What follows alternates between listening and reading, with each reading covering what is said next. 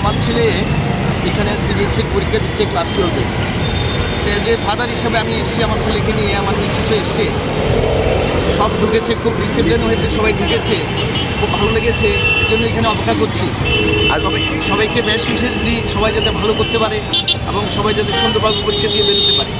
আজকের থেকে কি শুরু হয়েছে? আজকে থেকে আমার ছেলে শুরু হয়েছে, প্র্যাকটিক্যালি সিবিএসসির পরীক্ষা শুরু হয়েছে 15 ফেব্রুয়ারি থেকে।